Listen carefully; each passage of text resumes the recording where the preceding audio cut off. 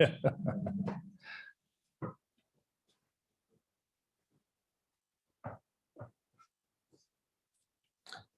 morning. My name is Chuck DeVore. I'm the Vice President of National Initiatives for the Texas Public Policy Foundation.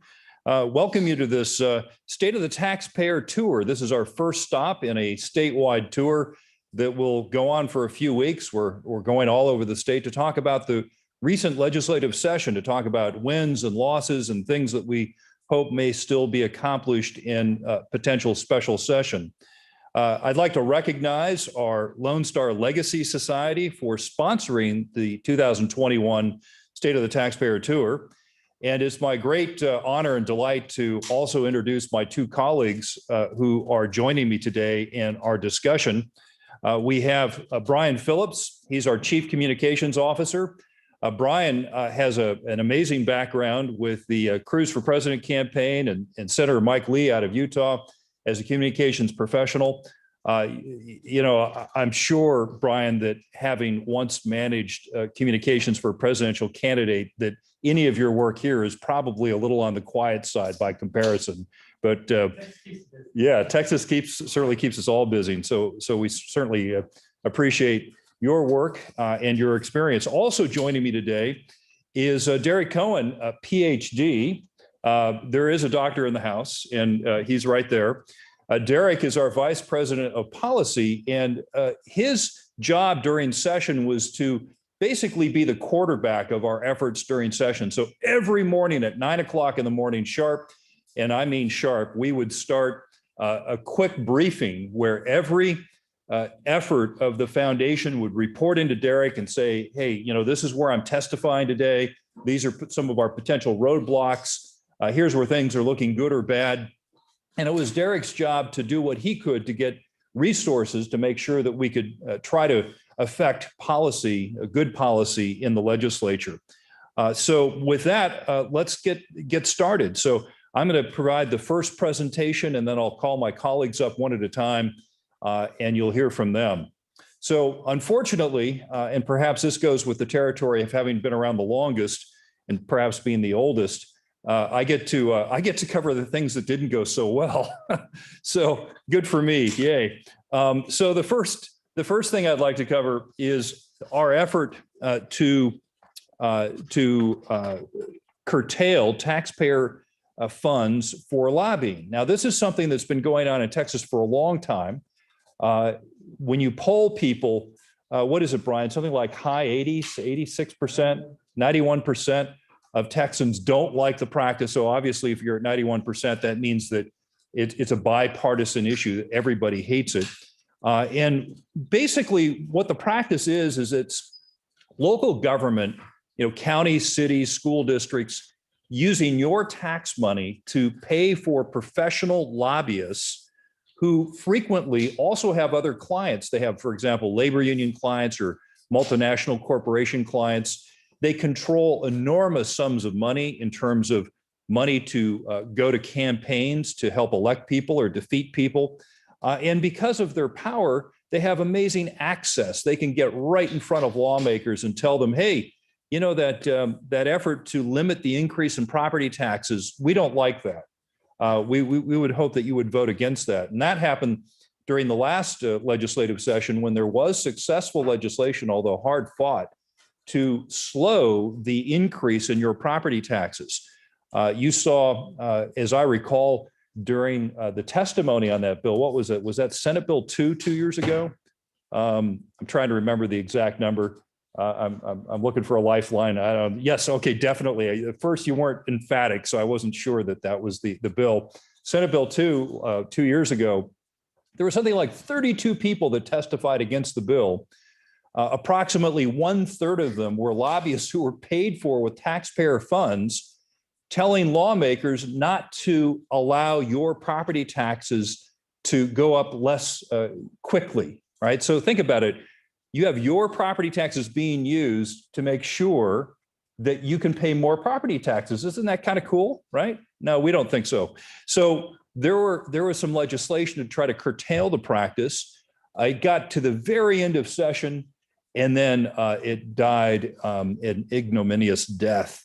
at the end. It was Senate Bill 10, and it would have done a bit to stop that $75 million a year that we estimate ends up going to lobbyists to generally lobby against your interests.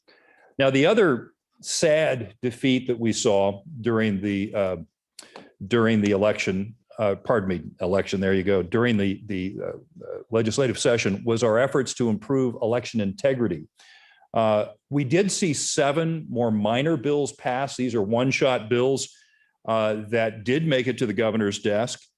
They include a measure to improve list maintenance, voter list maintenance. You might be surprised to hear that there is a fair number of people who are dead or who have moved out of the state of Texas who are still eligible to vote. And as long as you have those individuals on voter lists, that's the raw material from which you can create election fraud. We also saw a bill passed to limit private funds for getting out the vote and for the use of election authorities. This we saw nationally, where foundations put in probably close to $500 million, maybe more, to increase the vote turnout in certain areas that would bring out the votes that they wanted to bring out. And the problem with this is that it went to governments. And so it had the appearance of official spending. Something on the order of $36 million was spent in Texas, quite a bit of it in Harris County to do that. We also saw a measure passed that would leave a paper trail for election machinery. And that was certainly a good measure. But on the negative side, you saw the failure of Senate Bill 7 and House Bill 6. That was the election omnibus bill, and that was the bill that you saw the dramatic walkout of Democrats from the Texas State House. In our Constitution, you have to have a two-thirds majority of members present in order to conduct business. And in a 150-member House, that means you have to have 100 members present in the building to conduct business. Well, the minority party walked out when consideration of Senate Bill 7 was up in the waning hours of the legislative session. And so this was a big disappointment because this election omnibus, the key thing it would have done is require a degree of voter ID for mail-in ballots. Texas is one of the many states that requires voter identification when you go to vote in person. That's a wonderful anti-fraud measure. Make sure that people are who they say they are and that you don't have individuals voting on behalf of others. But when you do a mail-in ballot, and then in the 2020 election, approximately 9% of the ballots were mail-in, in the 2020 up from 1.8% in the 2010 cycle. When you do a mail-in ballot, you just have a signature verification, and that's a fairly subjective thing. It's often just a 3-member panel, generally 2 Democrats, 1 Republican, or 2 Republicans, 1 Democrat, depending on who runs that county.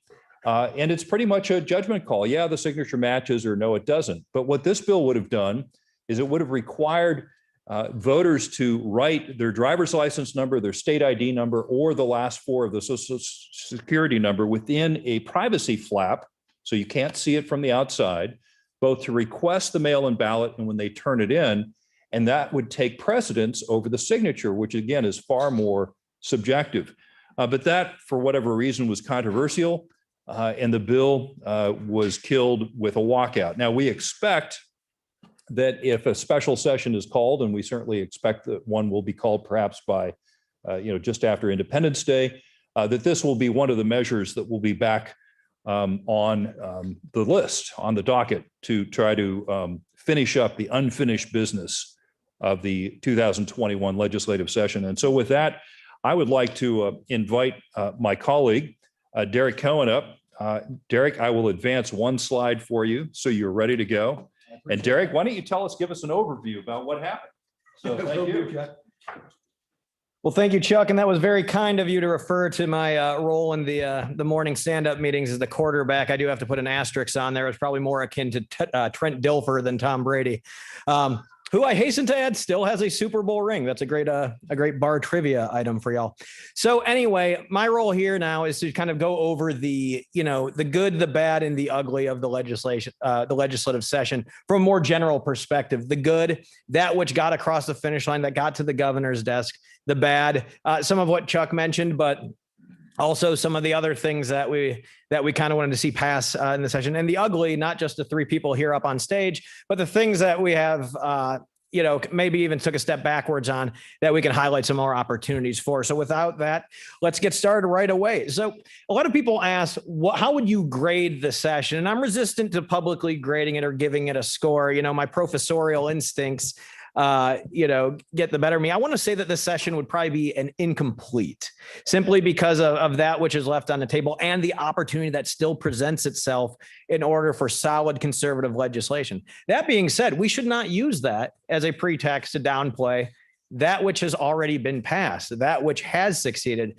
which I do have to say, we saw on the internet in the text ledge meme space, as it were, this quote unquote conservative, most conservative session ever. And again, I want to caution against us taking any sort of broad, assessment of this while there still is work to be done and time still left to do it. But that being said, for conservative policy, there were many, many, many wins that I do not want to get lost in the shuffle. That being said, again, contradicting that were the major missed opportunities that I'm sure when we come back from the special session once or twice or however many times, that we'll actually see come across the finish line. And I'm fairly certain of that. But there was one unescapable part of the session that we all had to deal with, and that we all had to kind of, find a new way of getting on in the quote unquote new normal, as it were. So a lot of people think that in the legislative session that,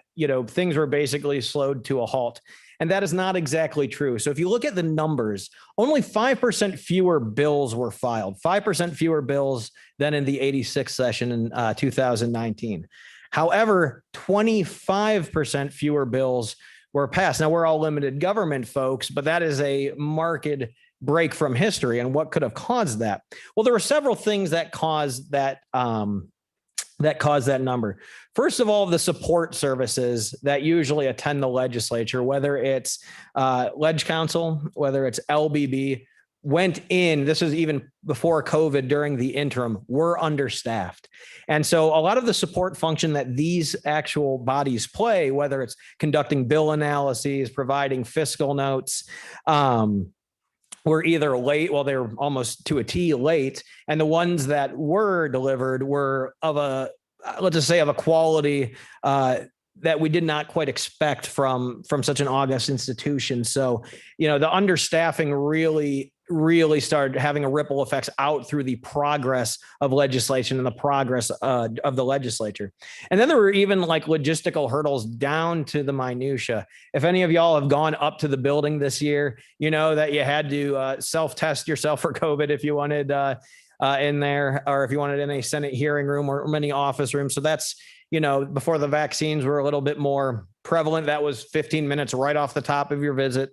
Going on from there, during the testimonies, at least all the hearings that I've been in, they had to pause and wipe down the area between every single witness versus the old Senate practice of just lining them up at tables and just going one by one. And so we're actually inserting more times in there. Now, this is a de minimis add to the actual time that this takes. However, done across every witness in every hearing on every bill in both chambers, things start backing up at the end. And as Chuck said, things start back up at the end. You offer opportunities for, let's say, people of nefarious intent to basically play games with the schedule, or let's say bust quorum and actually disrupt the proceedings of the legislature. So a lot of that was things that were kind of long-term in the process coming. Now, a lot of people ask, well, what about the Winter Storm Uri?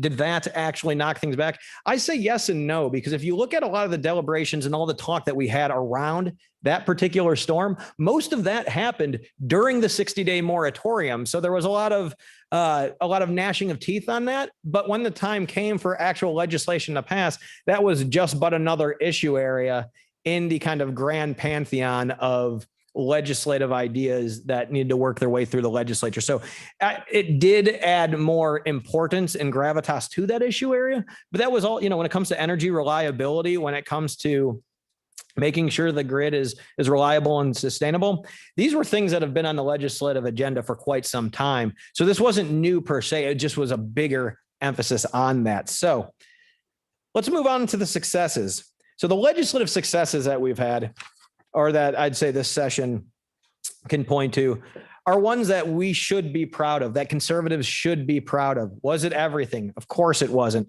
But again, let's not lose sight of this and others. So first of all, I have to point out the fiscal stewardship of this session. We were coming into, remember, I want to refresh everyone's memory. We're coming into this session with an expected several $billion-dollar shortfall within the budget. We're leaving this budgetary process with the supplemental budget containing a D appropriation. Let me say that again. The legislature convened and decided to issue less public spending than they were planning on doing, which in and of itself is something that, I don't know, the emoji of the guy's head exploding. Yeah, that was me when I first read that.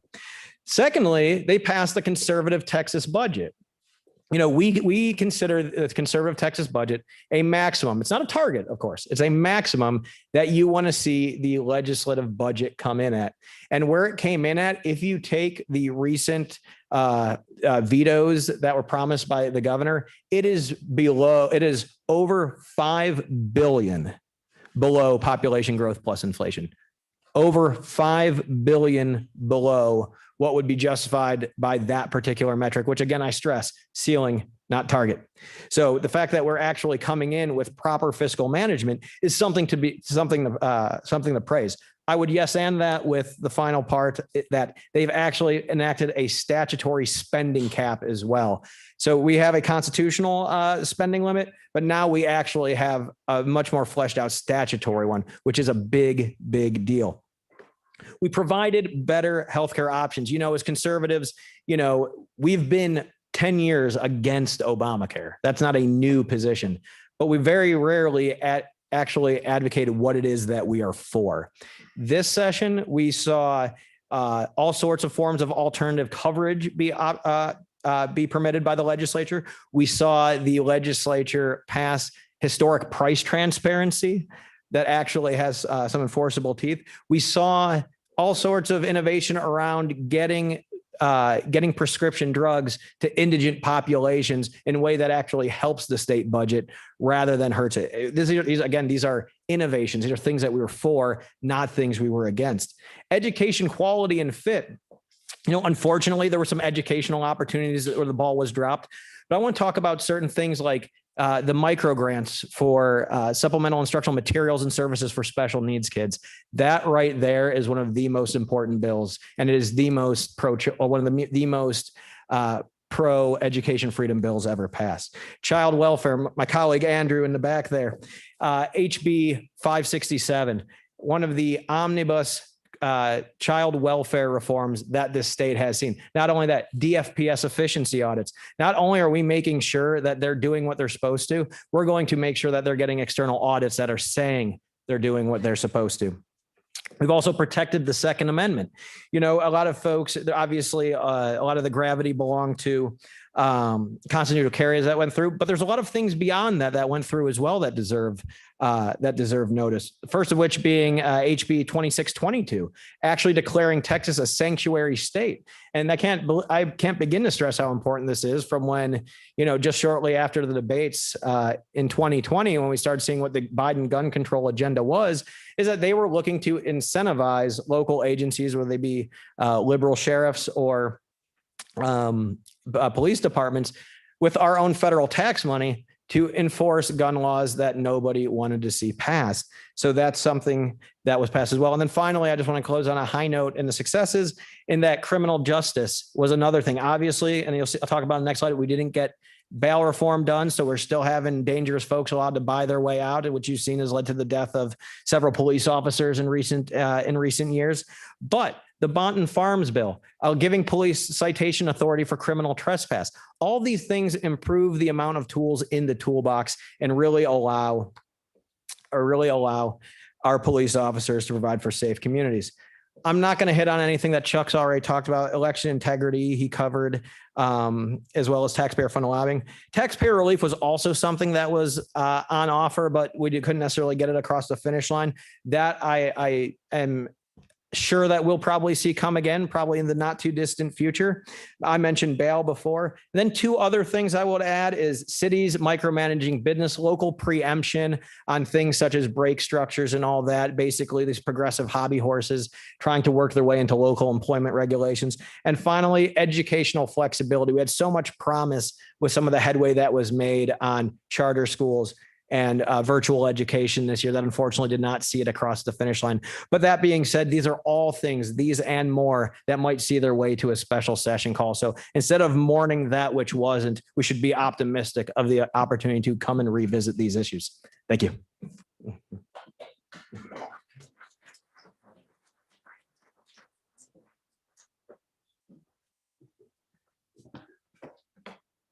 All right, see if I can get this to work.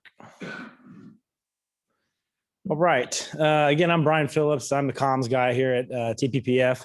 And we've had two really good explanations of the policy side of things. I think Chuck gave a really good overview of two really important things to the state. Two important issues, of course, that we worked on here, and then Derrick came in to fill in the gaps on the kind of policy wins and losses. We don't say losses, wins and lessons around here. But what I want to do is I want to dig that one level just a little bit further and talk about essentially the warfare part of what happened during session, which is really the messaging part of things and the communications and how we go out and how we debate these issues is really key to whether or not we have success on a lot of these issues. And when I say we, I don't just mean us here at TPPF. This was an absolute team effort on the part of conservatives across the state, the conservative movement, certainly a lot of outside organizations, whether they be activist organizations or other research organizations. This was a real team effort on the part of many. And so, and I wasn't just evaluating, how we did here at TPPF. I wanted to, give my thoughts essentially on how we did as a movement this session. And there was a lot of success. I mean, we at TPPF, just here at TPPF, we worked on over 70 items that got through the state legislature that we had a significant hand in. That isn't just, everything that we testified on or dropped a card on. There were over 70 pieces of legislation that actually made it through. And there were, of course, dozens of others. There'll be several during the special sessions that we'll continue to work on, and hopefully we'll have a lot of success. And so I could sit up here and probably talk, 10 minutes about each one of those. But I just want to highlight some examples from the session that, this isn't just patting ourselves on the back for some of these wins and some of these lessons that we're learning, but to learn these lessons, we can learn lessons within what we did right and both and what we did wrong. And so that's kind of the way I want to frame what I'm about to talk about here and highlight some of those things so that we can learn and do those things that we did well together and do them in the special and do them in the previous sessions, and then learn from where we weren't as successful. What can we be doing better? So that's kind of where I want to take you through. And again, I've done sort of the same thing that Derrick has with our idea about the good, the bad, and the ugly. I have the good, the not so bad, and the ugly. And so the first thing I want to talk about is, and Derrick hit on it a little bit, is, the real unsung hero in this session, which is not super sexy and didn't get a lot of media time, really was our effort on healthcare together. This is the first time I've been in the conservative movement for 2 decades, and this is the first time that I've ever seen the conservative movement of any kind, whether it be local, state, or national, actually be very aggressive and on offense when it came to healthcare reforms. Most of the time, we're just trying to, we tried to repeal Obamacare for the last decade unsuccessfully. Even before that, it was always really a left of center issue. And we always talked about, free market, whatever the heck that means in terms of healthcare. This time we actually we were going to win something with something, right? We can't beat something with nothing. We had a package of reforms and we aggressively pursued those. And not only were we successful in getting those reforms across, but they were bipartisan. generally. And again, I want to say something about bipartisanship. We don't do things bipartisan just for the sake of being bipartisan. We do them because we're right and we aggressively make our arguments and we convince the other side that our reforms will in fact help more people than their approach. One of the things I really want to point out in that vein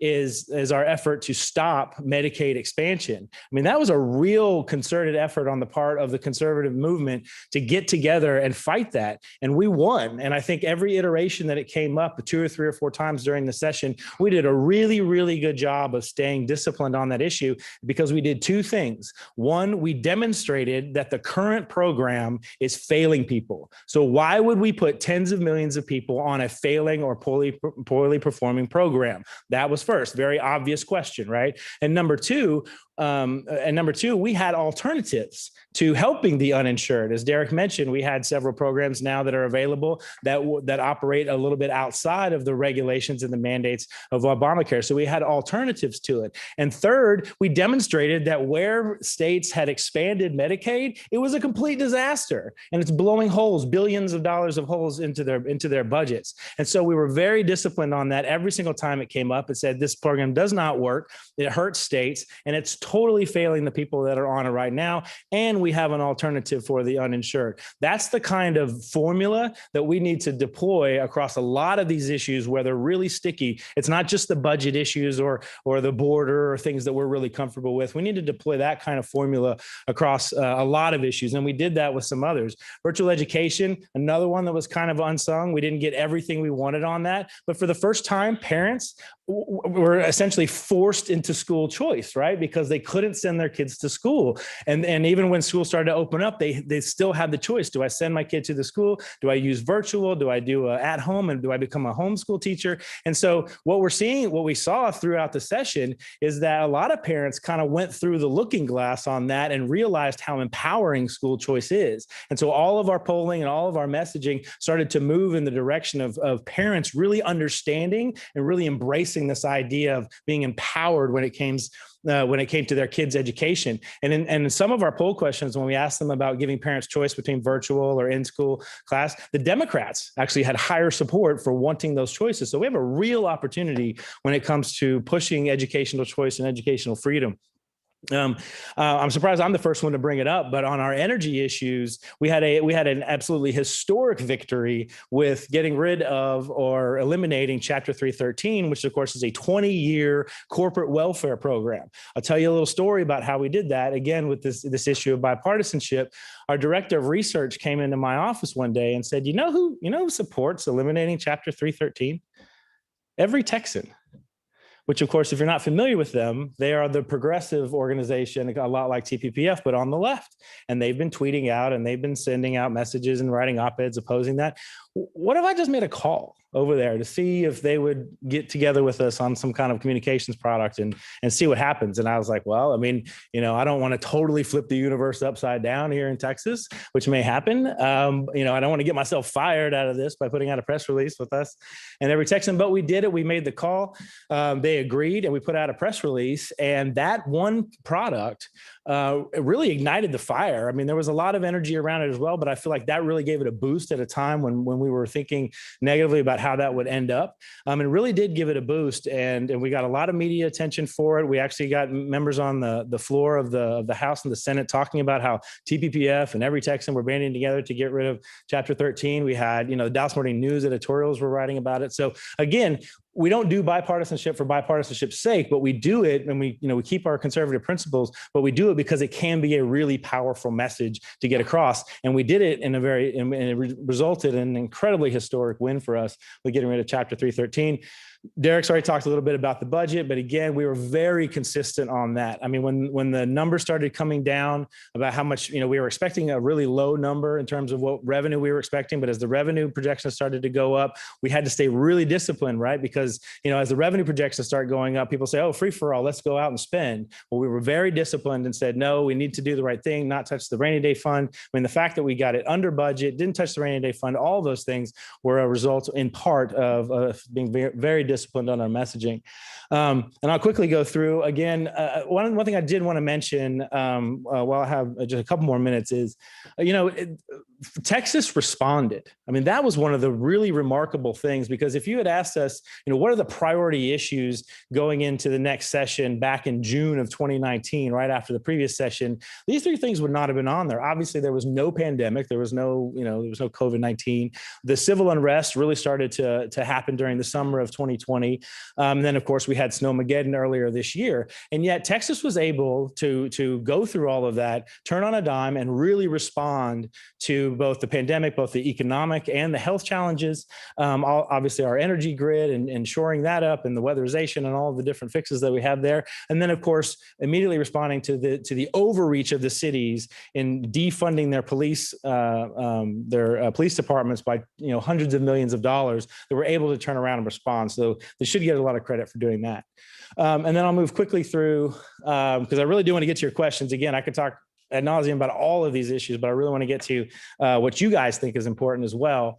The blocking and tackling. So I apologize for the sports metaphor, but we did a really good job on the local government level. I know we didn't get HB3 through necessarily, but there was a lot of sort of mid-level success in responding and saying, look, the Constitution doesn't take a vacation during a pandemic, whether it's the state or the U.S. Constitution, and that officials still need to be held accountable. Officials still have to work within the parameters of the law. You have to be transparent. You have to communicate to the people. We did a lot in that respect to try and maintain, control from the people. We mentioned welfare reform or CPS reform already. We made so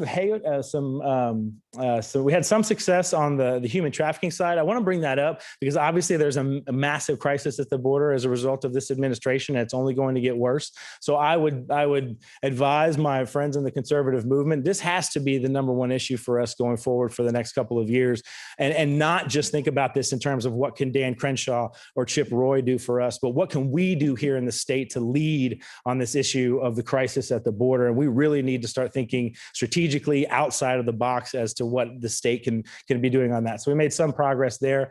Workforce development, I just want to highlight as not something that is traditionally one of our issues as conservatives. We think, we're going to do some things to help people pull themselves up by their bootstraps, but we were very aggressive and we had a lot of really good reforms and ideas in terms of developing the workforce to make sure that, yes, we can give people a hand up, but we were very strategic in the way that we went about that. I already mentioned virtual education.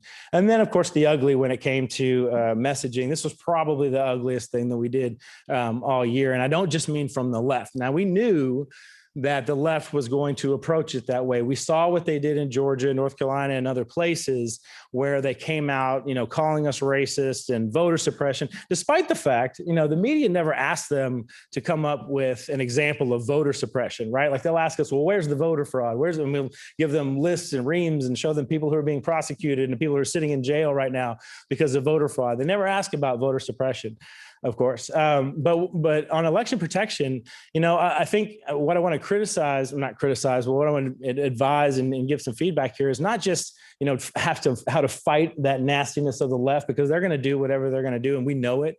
It's really on our part. What it felt like is that we had a really, really exercised outside game for about the first 2.5 months of this issue. And then it felt like we either, I guess we assumed that things were going well inside the legislature. And it felt like we backed off the last 10 days and weren't as aggressive as a movement in really pushing this issue through. And so I want to use that as more of a cautionary to say, look, as soon as we know when the special is going to be, we have got to ramp up this issue. We have got to be very vocal. We have got to be consistent from the moment we know when the special is going to happen all the way through until we get that bill through, and that we can't let up at all, because we saw that our opposition is willing to do anything, willing to say anything, willing to push the nuclear button to shut everything down to beat us on this issue. And so we have to stay vigilant on it. It is incredibly important that we get these reforms in place to protect our elections, to protect our voices, to stop the fraud that's going on around the state. And so we can't let up at all. And it felt like we did that a little bit towards the end. So I'll stop there, and I'm really looking forward to question and answer. Thank you, Brian. So now is the time for questions and answers. And we have a bunch of questions, first of all, from the thousands of people that are watching the live stream. And while I go to one of them, why don't we queue up the first question in the audience, because we do have a microphone that needs to travel to you. So right down here front. Now, wait just a moment, sir, because I'm going to read a question online, but this will give you extra time to formulate your question and make it perfect.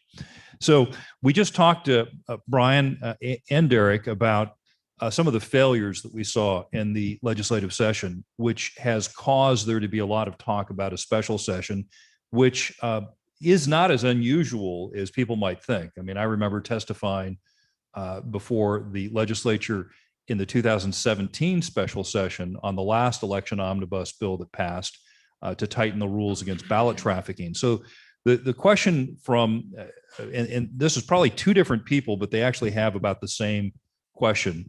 They say, what gives us hope that the special session will return different or better results? So that's a great question. How do we want to, or do we really want to get into the practice of special sessions, which of course seems to be the case that maybe every other legislative cycle, you probably see special sessions.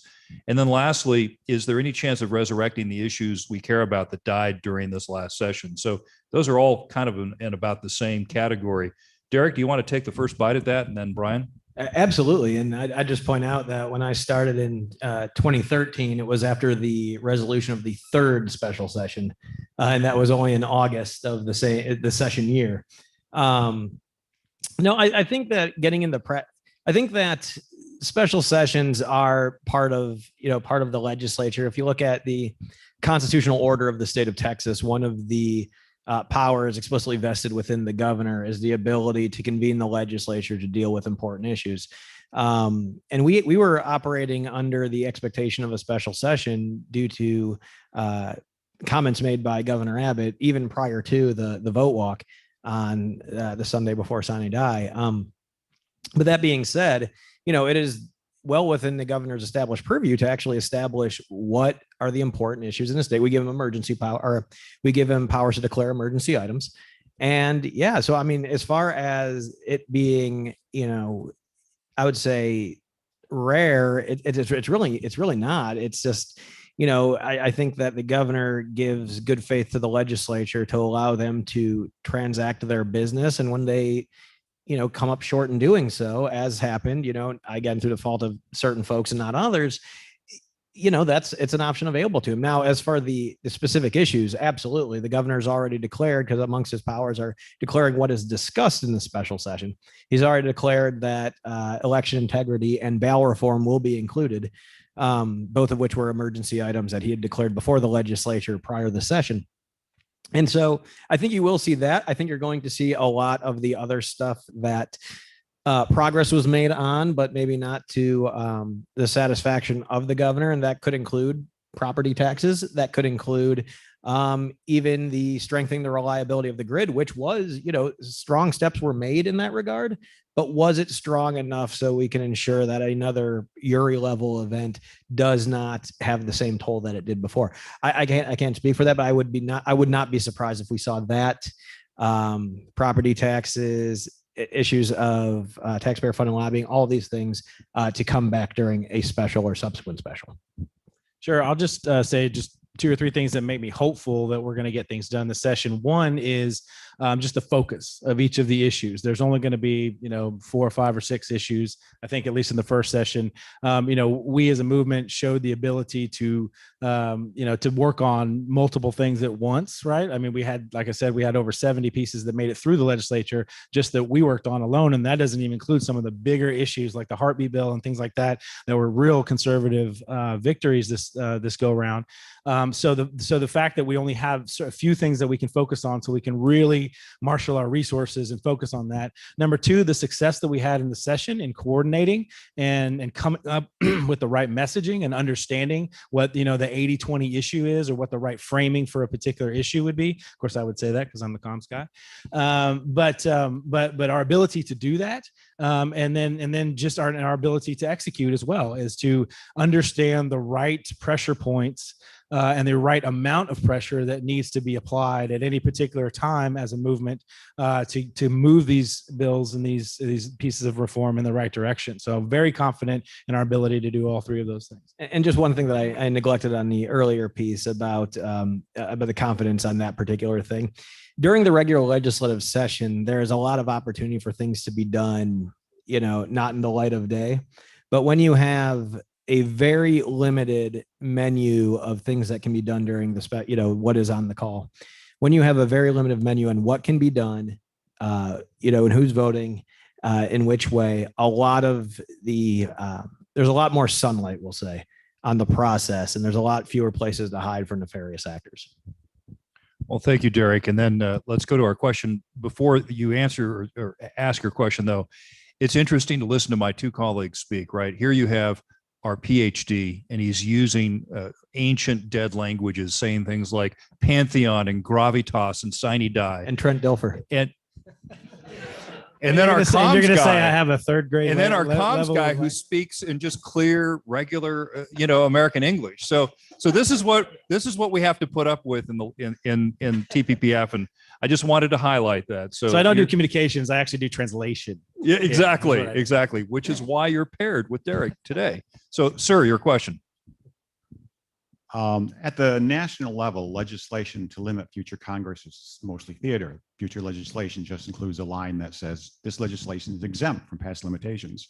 Is Texas different in that regard? So you're talking about the statutory. Spending limit. Yes, we're not different.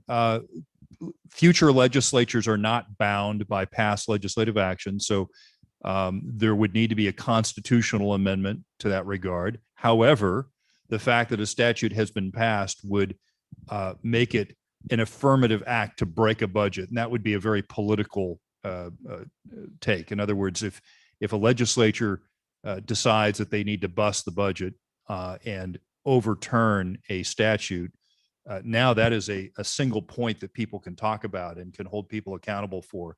So you're absolutely correct. They can't be legally bound, but politically, I think that there would be a price to be paid. Does anyone want to comment on that? All right.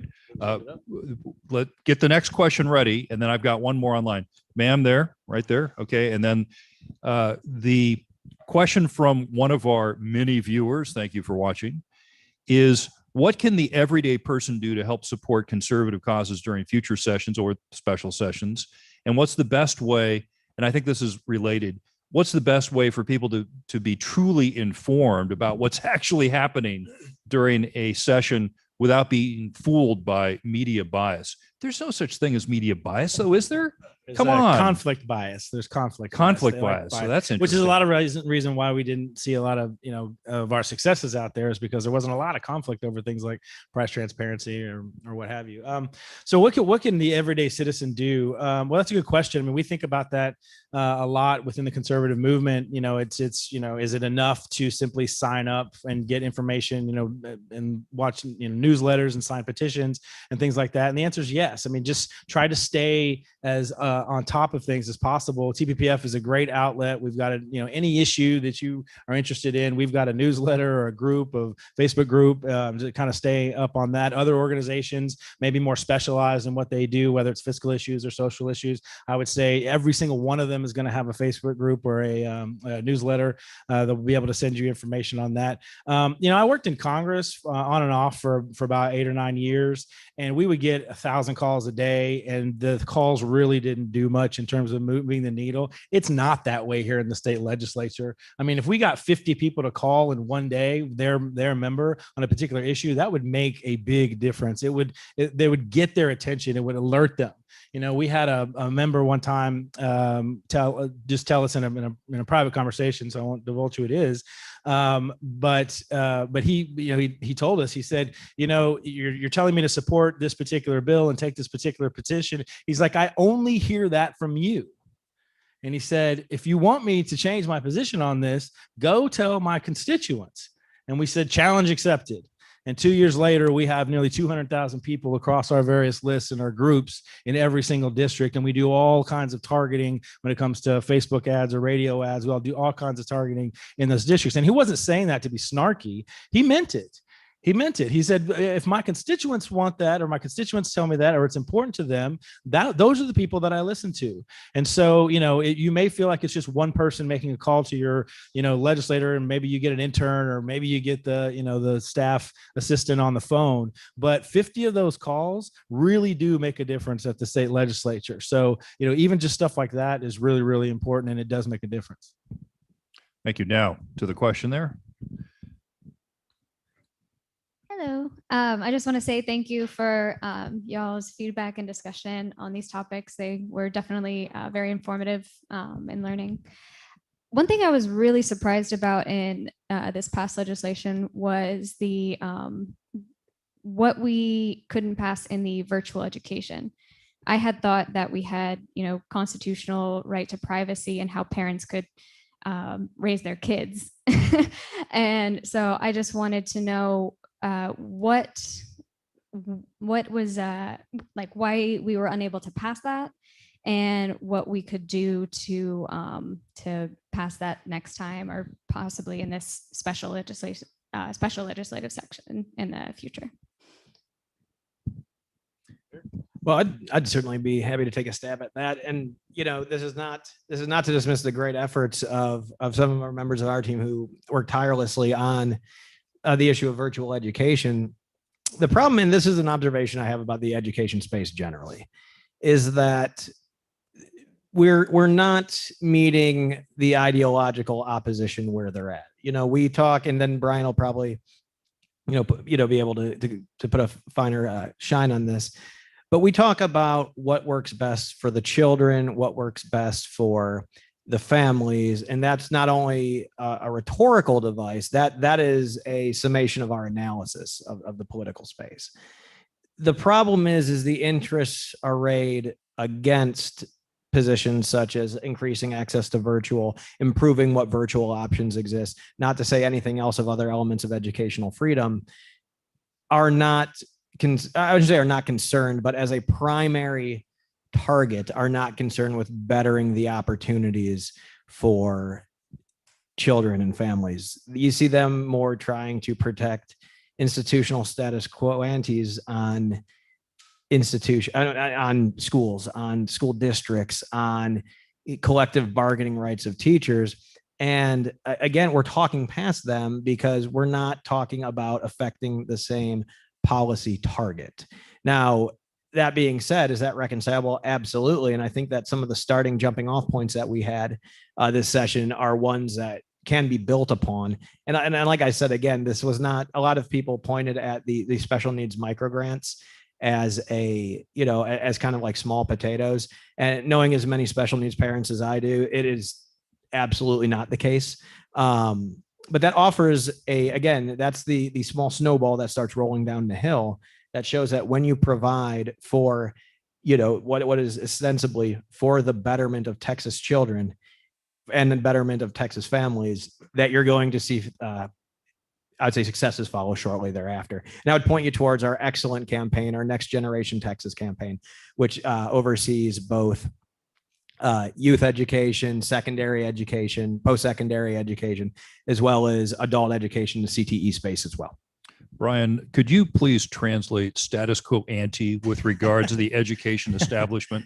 I will say there's a lot of good news on the educational choice front, at least when you ask Texans about it. At the very beginning of the session, we asked like the righteous policy question, like the most hardcore question we could ask the people of Texas. And it said, should parents be able to choose whatever school they want their kids to go to, regardless of where they live, and the money goes with them, right? Like we made it, just straight up as hardcore as you possibly could. And it was 65-25 in favor. That question, 75% of African Americans, 69% of Hispanics, something like 62 to 63 around the margin for Democrats. Independence is up 65-68%. So we win on that issue. right? So it's not about going out there and making the case on educational choice. I think what we need to do to tweak it a little bit, and at the risk of giving away our secrets here, but we need to tweak it a little bit. It has to be about the parents. Every single question that we talk a lot about the students and the kids, or the impoverished kids in the urban areas who don't have the same, opportunities as kids out in the suburbs or whatever. That's not working. We tried it for 20, 25 years. But when you frame it in terms of, should parents be able to make the best decisions for their kids? Of course, the answer is yes. And so we have to talk about the parents, because they're the ones who vote. They're the ones who go to the school board meetings. They're the ones who talk with the teachers and the principals and the administrators. We have to frame it in terms of, are you being allowed to make the best choice for your kid? And these unions or these Democrats or liberals or whoever are getting to decide which parents get to make choices and which ones don't. And when you frame it that way, everybody gets angry, because everybody believes they should certainly personally have a choice, and every other parent should have the same choice. So I think we have a lot of opportunity, particularly with, like I said, with parents having to kind of go through the choice looking glass and actually for the first time understand what choice is really all about. I think we have a real opportunity to make a lot of progress in the interim, and then get ready for next session. Let's take one more question from online, from our viewers online. This is kind of an interesting one. What issues should we be talking about to our left-leaning friends and family during this next year? What talking points and materials should we be using for productive dialogue? That's probably one of the tougher questions given the current environment. But do you have any ideas about that? Let's go to our comms professional. Yeah, first. We're trying to frame everything, all of our issues, particularly even the tough issues. We're not just looking for things that people agree on. We're looking for ways to talk about them that get you to the 80-20 issue, right? Like, for example, immigration. I mean, if you're just talking about, these, illegal immigrants shouldn't be coming over here, we need to build a wall, that's a very 50-50 partisan issue. But if you frame it in terms of human trafficking, right, everybody's against that, and the villains are the broken federal policy and the traffickers who are exploiting immigrants. Now you're getting to an 80-20 issue. Same kind of thing with school choice, when you talk about it in terms of the parents.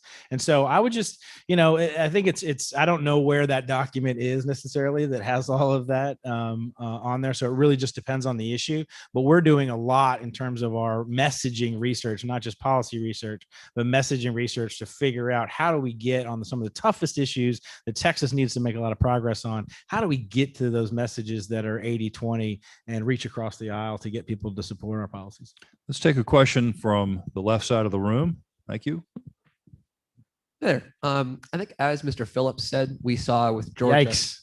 It's Brian. As Brian said, Thank you. We saw with Georgia, and then in this legislative session, the media's mischaracterization of the election integrity laws. Kind of going forward, one has to assume at a national level, there'll be a real pinpoint focus on the special session passing. As the conservative movement, what can we do to counter those media mischaracterizations? I'll just jump out. And we were having the most success when we were talking about the specifics of the bill. When I would tweet at people, oh, the voter suppression and racism and Jim Crow 2.0, and it's the civil rights issue of our time. And I would say, drive-by voting is the civil rights issue of our time. We have kids in inner cities who can't get a good education, and the civil rights issue of our time is whether or not you can put in a mail-in ballot. Because if you're not disabled, I mean, it's that kind of stuff. When you make it specific to the bill, it's like, it's kind of that theory of, if you're in the majority, or if you're in the minority and you're trying to win an election, make everything local. It's that kind of issue right now. We need to make everything local. This isn't about SB 7 or HB 6. This is about mail-in voting. This is about drive-by voting, to make it very specific, so that when they start yelling about 2.0 and all this kind of stuff, it's like, well, those two things don't match. And by the way, we've done all the polling. People are for this. This is most of these issues that are passed, that are in SB 7, are 90-10 issues. At worst, they're 80-20. And so we should be able to stand on very solid ground, going out there and fighting for these reforms and being very specific about what they are and what we want to accomplish, because the people, specifically Texans, are with us on it. Real briefly on a couple of the points that you mentioned. This thing with drive-through voting, which was never authorized under Texas statute. Let me just explain briefly what that actually is. You have a car pull up to a curb. There's 4 people in it. You have someone poke their head in the car and say, let me see your ID, because they're now voting in person. People kind of flash an ID, not that the person can necessarily see it. They pass a voting machine into the car, and then they pass it around. And you don't even necessarily know whether the vote's being properly counted and logged before it's passed to the next person. Oh, and by the way, you can forget secrecy of the ballot because everybody in that car can see how that person is voting if they want to. That is not how we vote in America. Should not be how we vote at all. But that is something that you saw local elections officials wanting to do in spite of the fact that state statute didn't authorize it. So that was one of the challenges. And then regarding vote suppression, I got the short straw and had to go on MSNBC about, 2 months before the end of session on the Tiffany Cross show. And it was really He's still interesting. mad at me about that. Yeah. Thank you. Yeah. It can't always do Fox News. So one of the guests on the show cited as an example of vote suppression something that happened in Texas in 1960 in Dallas. And I'm thinking, for gosh sakes, this has happened before I was even born. And I'm like one of the old guys at the office. Are you kidding me? That's like the freshest example you can find is something from 60 plus years ago. Really? And so I think that kind of shows the paucity of examples, to use a word that Derrick would probably like to use. I approve. Yeah, there Somebody you go. Google that for me. Yeah. So next question down here, and then we'll get to the other side of the room. So prep your questions over here. Thank you. And thank you for this forum. As a concealed carry permit holder, I'm curious what the basis was for passing open carry. And another part of that question is, what was the tide that turned to get the law enforcement to support that? I could probably speak best to that. So we didn't actually engage here on HB 1927 simply because, especially on an issue of that gravitas, we would. Now you're being redundant. That's the second time. Oh, not redundant. Then. There you go. Yeah. But it requires a large research agenda, and the way we kind of shaped our research agenda going forward out of the 2019 session was essentially one of looking at a lot of the proposals that were out there and that were gaining traction. These were mostly ones that include, red flag laws, gun confiscations, background checks, things like that. And so when we never really got to the part where we were going to be thinking that this would be something that would actually advance through the narrative, and we were kind of surprised by that. But we did support things like, again, the sanctuary state. Now, as to your question about what got law enforcement on board, I think that varies by the law enforcement agency or trade association that you'd ask. I do know that one of the issues that was included in 1927 where the penalties for felon in possession were increased. Of course, to which I point out, because not everybody was happy to see that penalty increase, pointing out that being a felon in possession, is now much less likely simply because, wrong or, unlawful possession, which is more of a time, matter, and place restriction, is no longer a thing, or at least in certain elements of public property. And so I think that's really what brought them along. And you see that you do see a lot of coalitions on this that have traditionally been solid fracture a little bit. We had the pro or, outwardly pro Second Amendment license to carry instructors versus the, more restrictive license to carry instructors.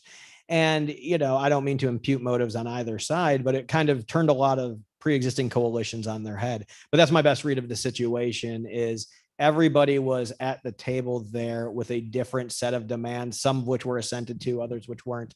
And some people left happy and some people didn't.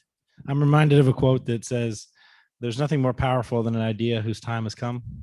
And I think just the vigilance of working on that issue, and I think it was just time. Just by way of a comparison so that Texans can understand even more so how fortunate we all are.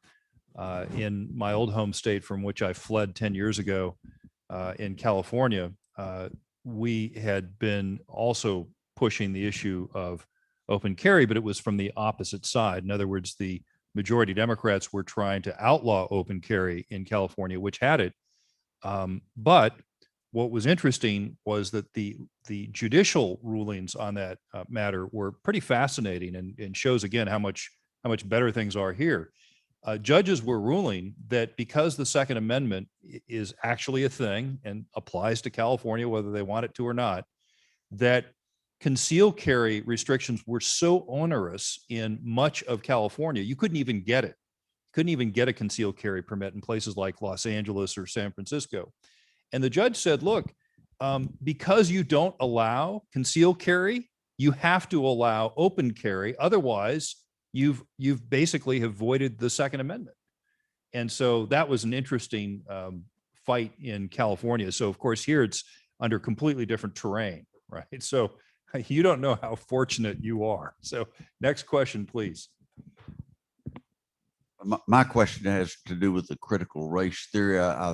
The legislature did the right thing, but there's a lot of pushback on that, and I'd like to, hear what you have to say on how to push back on the pushback. How to push back on the pushback. Very good. I'm more than happy to. So before I came here in 2013, I came from academia. I came from the university setting, and not I didn't come from Sarah Lawrence or Brown or anything like that. I came from the University of Cincinnati, which is fairly Midwestern, both in values and in I would say kind of modern trappings. Even that being said, if you look at where Cincinnati was headed, and you look at some of the, and I was even part of the university judicial process, what critical race theory is a manifestation of is already so deep within academia as an institution that I'm almost wondering if a lot more needs to be done. That being said, HB 3979, albeit imperfect, is a massive step in the right direction to stop this garbage from being taught in schools. And yes, this is not whitewashing history. This is not getting it to a point where, the hallowed version of the United States is the only one that's taught, but it's counter indoctrination. One of the phrases that I know Brian has found to be very adequate in this space is state-sponsored racism, which is essentially what it is. We should not be teaching that certain people are lesser or unable to attain. We should be teaching that if somebody is going to attain, America is going to be the place they're doing it. And while we have some indelible marks on our past, and let us not whitewash that, or let us not forget that United States as a social experiment is still the best, has still been the best example of a liberal democracy, a liberal democratic republic in the world. And so I think that HB 3979 is a step in service of that. And from what I understand, there's an opportunity in the special session to address some of the faults with the bill that passed. So we're looking forward to having the opportunity that Dr. Tom Lindsay here at TPPF is very instrumental in that conversation. And so we expect to hopefully have a better bill, but we're just at the tip of the iceberg. I mean, people are just learning about this, and it is a visceral reaction to the negative in response and opposition to critical race theory. And it is state sponsored racism, and we need to call it that. And we need to address it. We shouldn't even be saying critical race theory, just call it what it is, and people will have the right kind of reaction to it. To further explain the issue, the concept has its roots in academic Marxism, and instead of then having classes, the bourgeois or the middle class and the workers and the capitalists, they instead approach it from the standpoint of race and ethnicity, as far as who is on the top historically, who are the victims, et cetera. And so it is state-sponsored racism.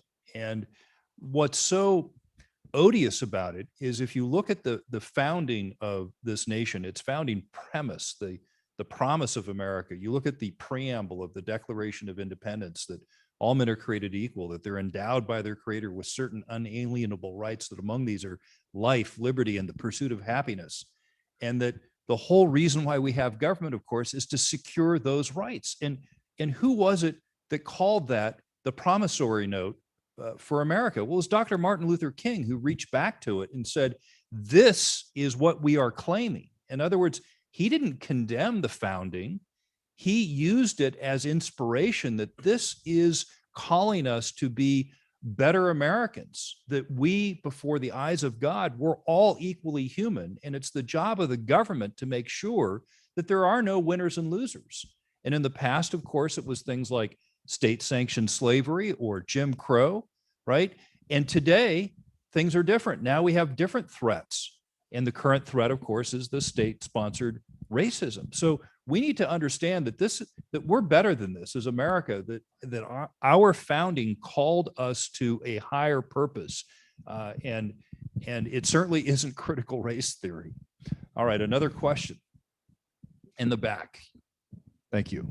Hi there. Thank y'all so much for sharing on this. So y'all have all kind of acknowledged the grid reliability, the issues we had with Snowmageddon. What would y'all say are kind of the greatest successes the legislature had with reforming ERCOT, PUC, and then kind of where we came up short, where we still have a ways to go? Well, I think the most readily identifiable success in the energy reliability front is that which we saw in SB3. Now, and again, I want to couch this in that legislation in and of itself is not perfect, simply because a lot of the emphasis was on the administrative rulemaking side, where as opposed to a statutory, teething of the bill itself. But that being said, that is something that we did not have previously. When it comes to other items of energy reliability, SB 13 about energy discrimination, saying that businesses that do that basically have these social crusades against fossil fuels and whatever else and any sort of thermal generation, is not welcome to do business with Texas. And this isn't a protectionist measure. It's because that kind of thing, when it comes to being able to secure financing in the oil and gas industry or in the fossil fuel industry, the inability to secure financing on behalf of reliable producers is a second order effect on making the grid less reliable. Meanwhile, while we still had Section 313, you'd see all these sweetheart deals popping up that are essentially subsidies to, if you look at the count of recipients, largely renewable energy sources. And again, we're not against renewable energy sources here. We're against putting a thumb on the scale and doing so in a way that makes what happened back on February 15th a more likely event. So that's what I would say. But that's also an opportunity for coming back and again saying we recognize that we definitely made some improvements, but there's still more work to be done. So to follow on that, we have a lot more work to do in this arena. So during the winter blackouts, even if every single thermal plant operated at 100%, that would be coal, natural gas, and nuclear, we still would have been approximately 2,000 megawatts short of what the grid needed to operate at full scale. The other thing that's interesting is that out of the 31,000 megawatts of installed capacity of wind and solar, at one point during the freeze, only 300 megawatts out of 31,000 megawatts was producing power to the grid. And so the challenge, not just in Texas, but around the nation, and you're likely going to see this in the Western interconnection this summer with the warm weather that's being predicted, is that the challenge with both wind and solar is they're periodic, they're not dispatchable. The second problem is that because we in America have always taken reliability for granted on our electrical systems, we have never valued reliability. We haven't put a value on it. And so then what ends up happening is you have, in the case of California, mandated solar and wind. You have federal rules that, for example, with the production tax credit, pay wind producers for that energy, allowing them to actually put energy into the grid and pay the grid to take it during frequent times at night when it's windy and there's low demand. So they're paying the grid to take their power, and they still make a profit from the federal production tax credit. And that, of course, completely wrecks the economic value for thermal producers that have to stay online. They have to pay staff. They have fuel costs. And that then discourages investment in thermal. And so what's going to happen if we don't fundamentally address that problem is that the percentage of electricity produced by wind and solar in Texas will continue to climb. There will continue to be economic pressure against investing in new natural gas plants, much less coal or nuclear. And as time goes on, our grid will become increasingly vulnerable to blackouts during the summer, especially because we won't have the power when you have like a high pressure dome build up over Oklahoma and you have high temperatures with low wind speeds over Texas. And we don't need that. We can see it coming. It is happening. The only way you can prevent this is by ordering the wind and solar producers to guarantee electricity. And how they do it, I don't care. If they want to build a natural gas plant and they absorb the economic cost of keeping it on standby, or they build some massive and expensive lithium ion battery farm to be there, not only to provide power for minutes or hours, but literally days, right? That's going to cost tens of billions of dollars. None of those costs are on them now. What they do is they socialize to the rest of us the cost of their unreliability. And we have to pay with more blackouts or pay by subsidizing with your ratepayer dollars thermal plants to construct them and just have them sit around until they're needed. Either way, it's only going to get worse year after year. And we had a wake-up call, and unfortunately, we had loss of life. We're likely going to get another one in the summer, and certainly California will as well. I'll go on record as saying whoever had that provision that if you're going to be a member of ERCOT and you're going to regulate Texas, you should probably have to live in Texas. I blew my mind that wasn't even a thing. But anyway, I'm sure that was just a small part of one of the other bills that passed. Well, I think we have time for one more question over here in the back. I wanted to ask a question more so geared to kind of the issue of rioting that we saw. We saw a lot of peaceful protests, fiery but peaceful protests in summer 2020. I know Texas had a riot bill that they passed. If I'm not mistaken, it wasn't as aggressive as say Florida, for example. Does Texas have anything in mind to protect, the property of hardworking people, the lives of hardworking people in the state, so that nothing like 2020 ever happens again? So that was something we followed. And before I was the vice president of policy, I dealt with a lot of our criminal justice issues, of which that would feature prominently.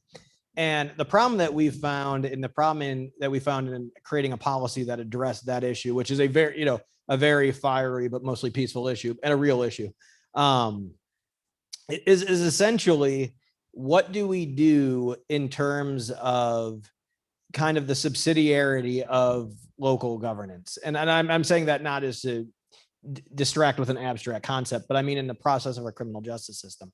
There was efforts to basically create some sort of feedback in which a district attorney, who would have to be the person bringing charges against these individuals, would be liable. And that's not something that we opposed. It was something that we definitely wanted to do the more looking at. But where we saw this happening, we would have to actually create a doctrine of primary enforcement powers at a state level officer, probably the attorney general, say.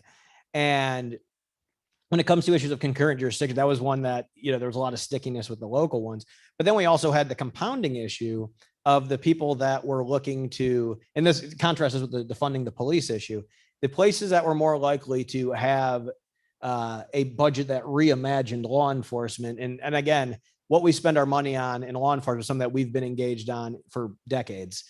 But the places that are more likely to do that and are more likely to have incidences of riots are more likely to have these progressive prosecutors who aren't going to bring any sort of action against these individuals or actually dismiss charges that were brought by the law enforcement en masse. And so the problem that we saw, and the reason that this doesn't go as far as some other states did, is Texas has a very devolved system of government, which unfortunately gives a lot of power to some of these local malefactors, we'll say. And outside of several constitutional reforms and able to empower that, there really wasn't all that much on the table that the Texas legislature could have done. I can say that, to a man, all conservatives and even liberals, that I would not say progressives, but liberals were not enthused with what they saw this summer. They did not like the step back on law and order.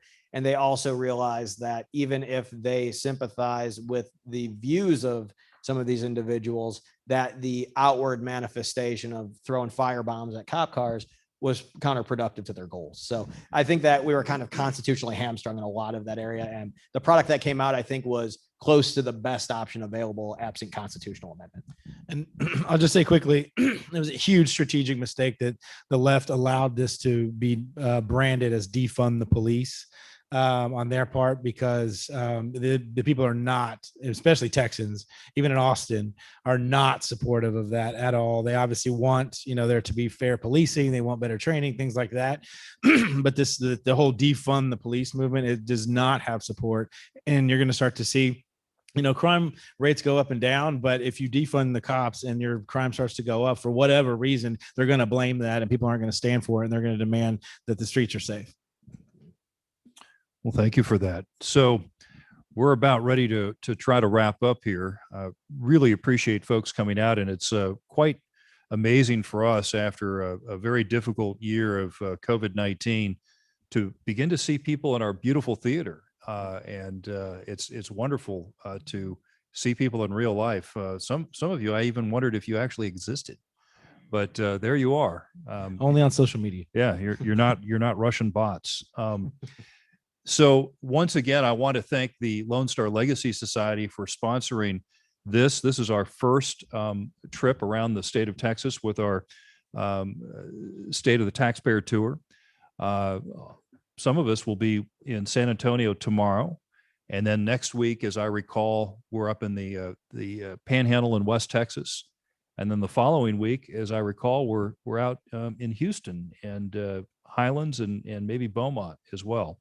So we'll be putting on quite a few miles. It's a huge state, and it's real fun to get out there and speak with people out in Texas about their perception on what happened during the legislative session, as well as what should be done to try to improve Texas and to improve the opportunity and prosperity and liberty for people who have decided to make Texas their home, or people who were born here and grew up here. So again, thank you so much for attending. For those that are watching online, thank you for listening and watching our presentation. And thank you for your interest and your support of the Texas Public Policy Foundation. Good afternoon.